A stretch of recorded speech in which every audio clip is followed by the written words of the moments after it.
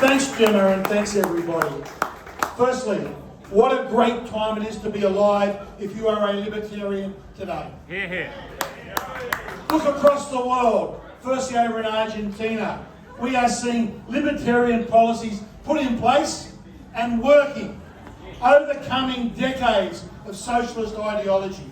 So we now have, for the first time, a government that calls itself libertarian, and they are kicking and doing amazing things in improving the lives of the average Argentinian.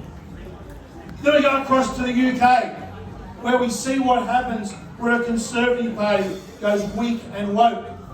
And to those that have said in a Westminster Parliament will always only be two parties, we've now seen in the polls in the UK, you've got there the Reform equal pegging with both the Conservatives and the Labor Party. It is now a three-way contest in the UK, something that people said that would never happen. And then, of course, we go across to the USA and that brilliant victory of Donald Trump. Hear, hear. I'm sure across the world, when Trump gave that inauguration speech and started to sign those executive orders one by one, you could almost hear the cheering around the world.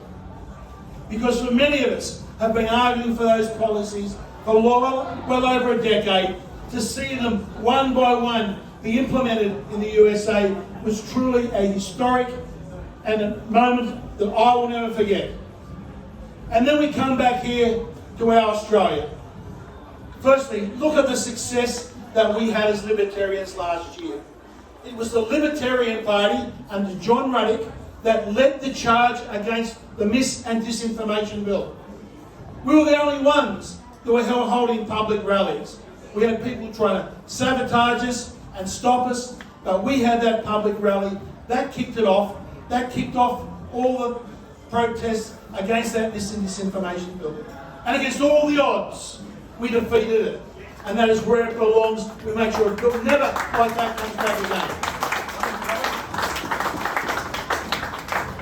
So we are heading on the up and up. My message to everyone here tonight as we come to this next federal election is recruit, recruit, recruit.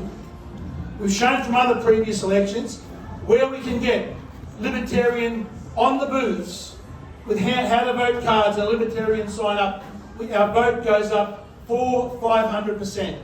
So it's absolutely vital we get as many people as we can onto those booths. So if you're out and about between now and the election campaign, talk to people about those new libertarian policies that will be announced tomorrow. And if you get the slightest little bit of positive feedback, ask that person, can you help for 1 hour, just 1 hour on election day to make a difference for your country? And you'll find if people ask them, they'll say yes. And once you get them for an hour, you'll get them for half a day, you get them to do their friends to come and help, you'll get booth captains from it. But that is our job now, to recruit, recruit, recruit, to get as many people as we can on those booths at that next federal election. Because there is now, with what Mr. Peter Dutton happened this week, when he committed Australia under the Liberal and Labor Party to continue on the Paris and net zero, we now have a clear distinction in policy. We want to go out and tell every Australian, if you want to say no to this ridiculous Paris Accord, if you say no to putting our nation at disadvantage, you vote Libertarian at this next election. So it is onwards and upwards for us. This is going to be our greatest year ever, and we're going to go from strength to strength, and we're going to take our country back. Thank you. Hear, hear.